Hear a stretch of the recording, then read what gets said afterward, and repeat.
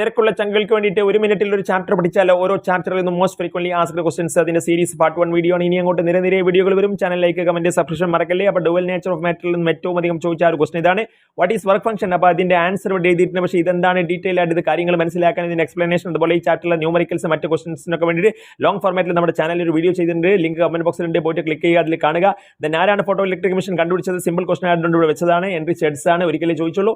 Then Einstein photo electric equation വളരെ important ആണ്. ഇതിൽ ഓരോ ടേംസും energy of electron is equal to h nu incident radiation minus work function ആണ്. അപ്പോൾ അതിന്റെ ഡീറ്റെയിൽ എക്സ്പ്ലനേഷന് വേണ്ടിയിട്ട് വീഡിയോ കാണാം.